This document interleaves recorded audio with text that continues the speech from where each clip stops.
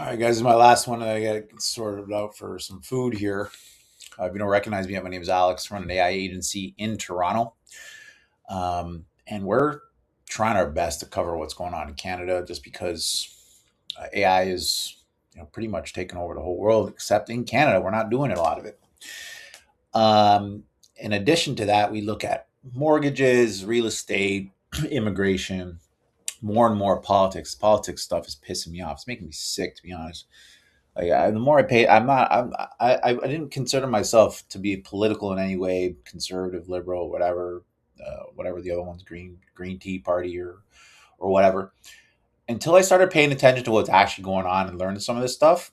And I'm starting to understand why some people are pissed off, because it's sort of irking me. So I just did a video on Pierre Polevra. He's talking about the liberal deficits. I'm like, with deficits, back used to deficits. And then he was explaining how it's taken away from investment in businesses. And that sort of started to piss me off. And now my feed and my YouTube algorithm is showing me all these other people who don't like liberals and don't like Carney and stuff like that. And then this guy came up called the National Telegraph. He's got 84,000 subscribers. So I'm going to see what he's about. He looks like he's Canadian. I think he might be Canadian. He's talking about Carney. But his title got me. Pathetic. I love that word. Pathetic. Carney hands Ukraine $2.5 billion despite fraud and Canada's deficit.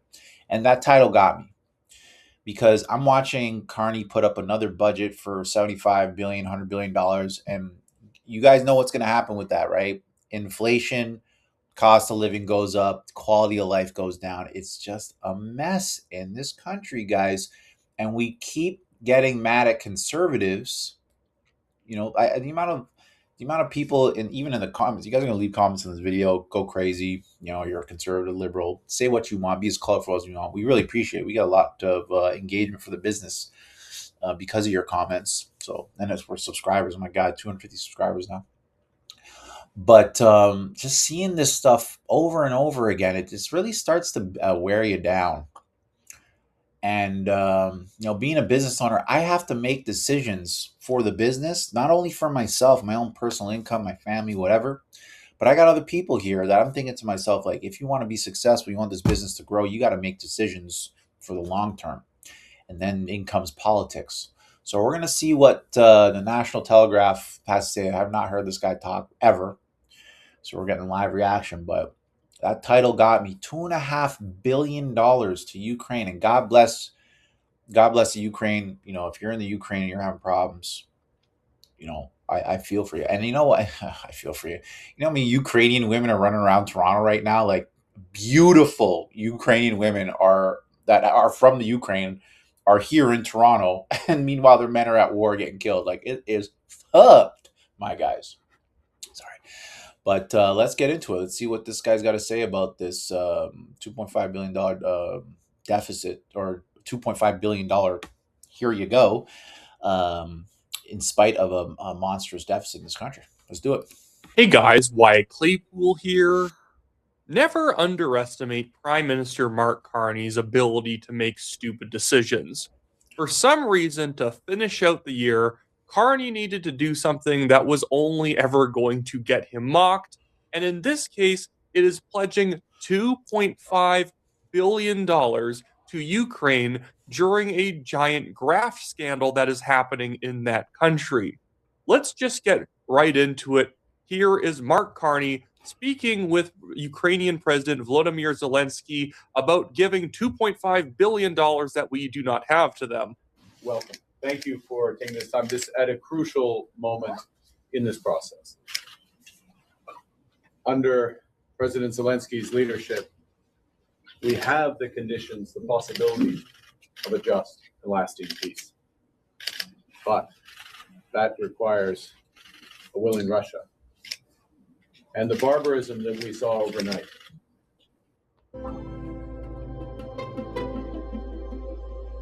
Oh, that's cute, baby. Is this UNICEF? UNICEF's trying to get me for the holidays. Oh, God, UNICEF. And I'm a heart. The attack on Kyiv shows just how important it is that we stand with Ukraine during this difficult time and that we create the conditions for this just and lasting peace and a true reconstruction. And I want to underscore something that has happened in recent weeks is that the development of that possibility under your leadership, and also the prospect of true prosperity for the Ukrainian people. I'll just finish with one point on Canada. We've provided military assistance, further military assistance. We're announcing today further economic assistance for Ukraine, $2.5 billion worth of economic assistance that helps unlock financing from the IMF, from the World Bank, from the European Bank for Reconstruction and Development to begin this process of rebuilding. We have an important bilateral meeting and then a meeting virtually with our colleagues from the Coalition of the Willing. So that was a lot of nothing to get to the point where we are giving a bunch of more money to Ukraine. I am not even necessarily against giving money to Ukraine, but don't we have a $78 billion deficit? And yes, you could say, well, America gives a lot of money to Ukraine and they always have a massive deficit. Sure, but they also have the economic power to be able to sustain that high of a deficit and the massive amount of debt they have. Does America have a lot of debt? Yes, they do. But Canada has a lot of debt we cannot at all sustain. And so the idea we're going to take a $78 billion deficit and just place another cool 2.5 million on the top, or 2.5 billion, I mean, on the top, as if it means nothing, is quite the thing.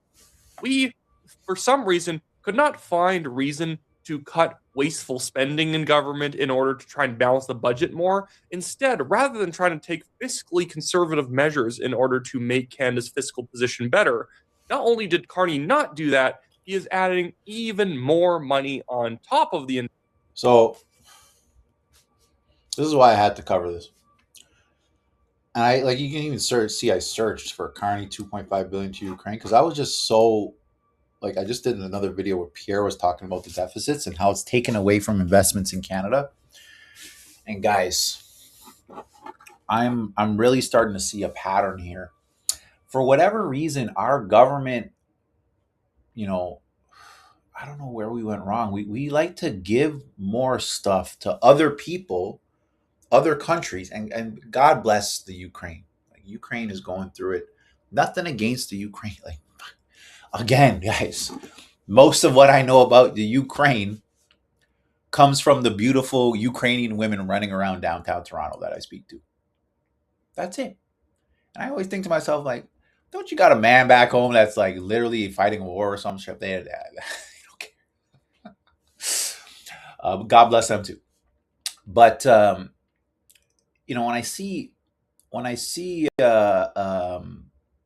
shit, we're pumping up the deficit, giving money to other people. I just ask myself, I'm like, do our politicians do they like Canadians, or do they just really want to make sure their political position, like diplomatically, is shored up for whatever reason? I don't know. I don't know what the end game here is, guys.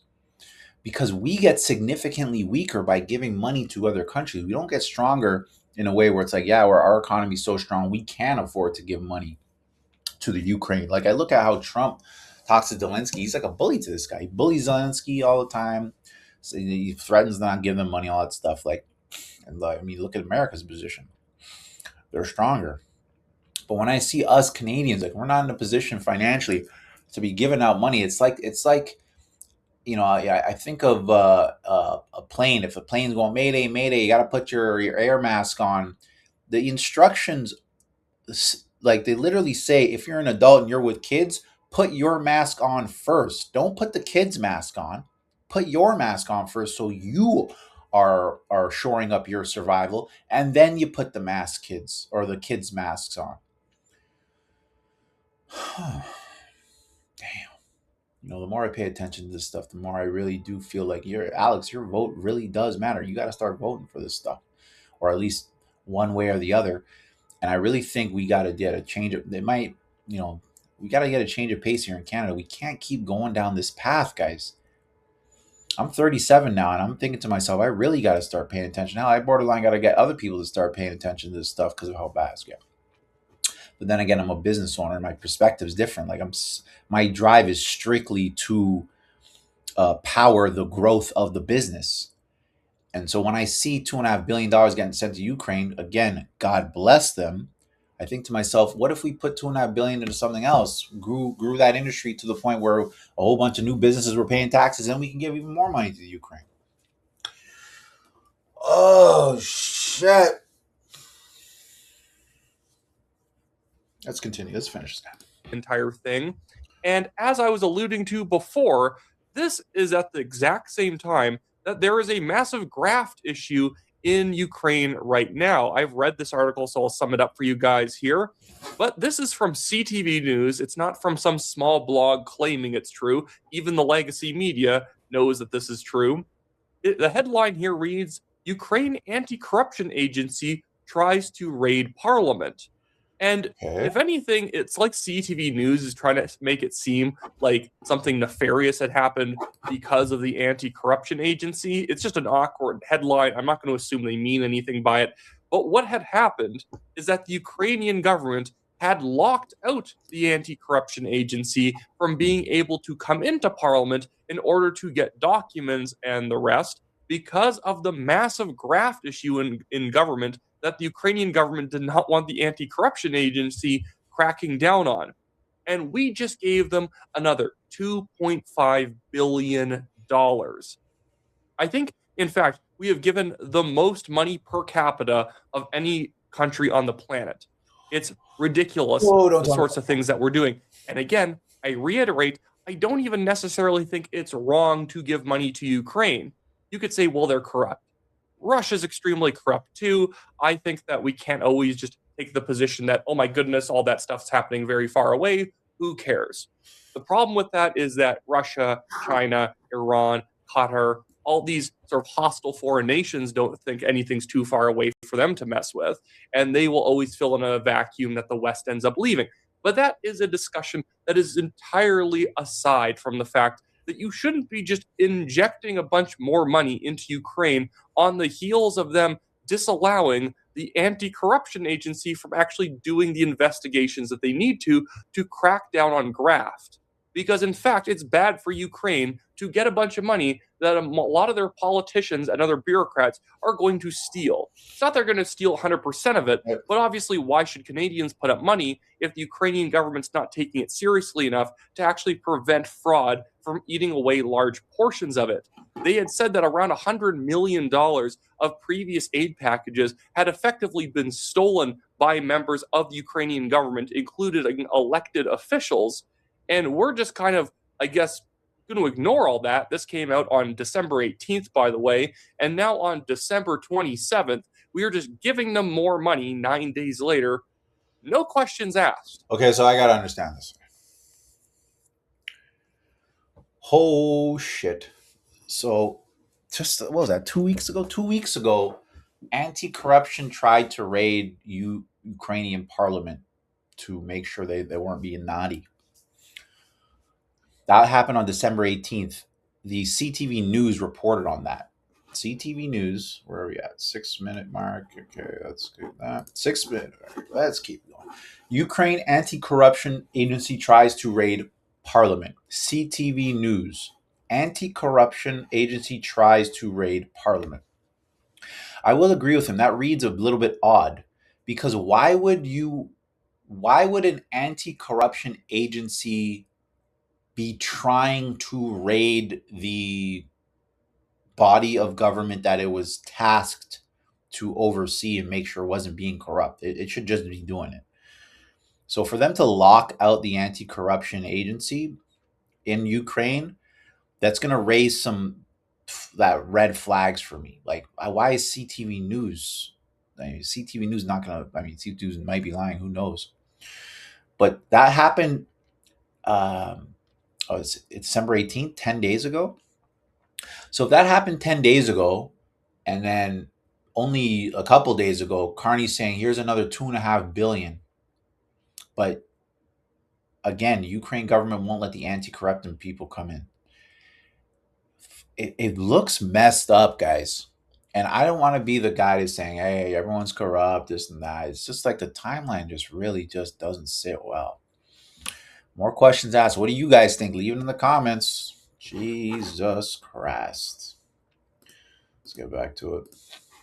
I like this guy. You know what? I mean, you're going to get a subscription. What's your name? Wyatt. Wyatt Claypool. Let's do it. No questions asked.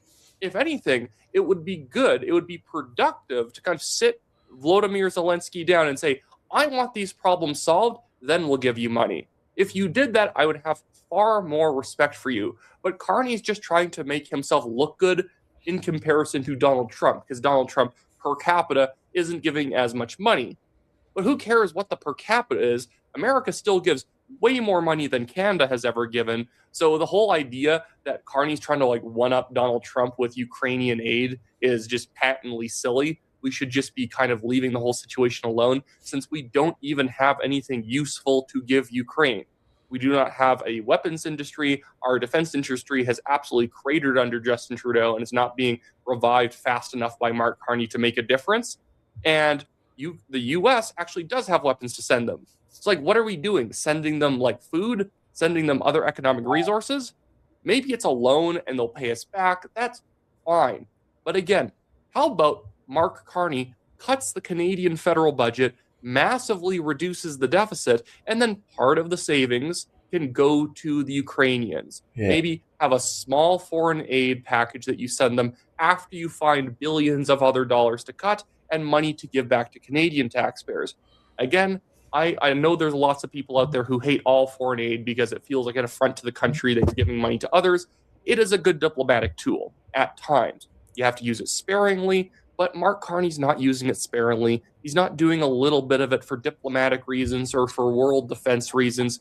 He's doing it for virtue signaling reasons, and that's why this entire thing is so stupid.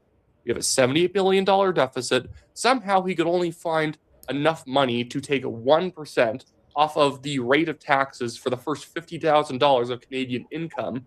That's all he could find for Canadians. 1% tax cut under $50,000. For Ukraine, $2.5 billion. It's obviously stupid. I don't know how they end up being able to square this circle, that they can't find a way of cutting more taxes for Canadians, but they can find $2.5 billion for Ukraine.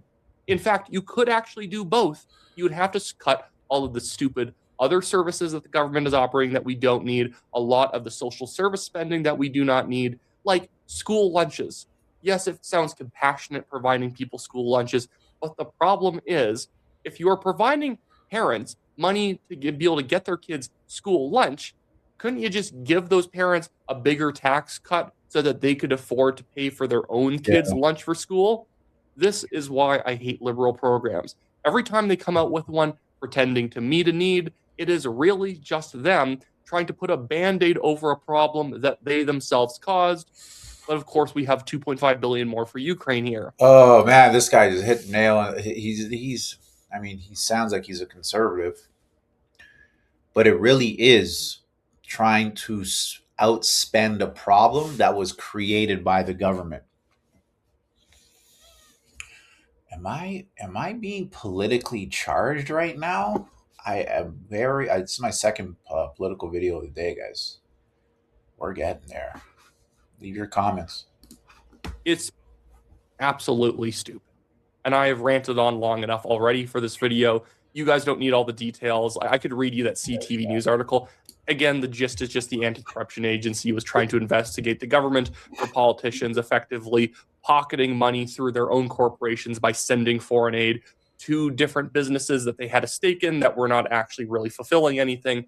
You understand it. It's typical kind of Eastern European, fiscal corruption, the sort of thing that you would see all the time in Ukraine, Russia, places like Moldova, places where there is just not that sort of Western democratic ethos where politicians have to be somewhat transparent. Like, I know our politicians in Canada are not transparent, but compared to Eastern European politicians outside of places like Poland, it's absolutely horrific.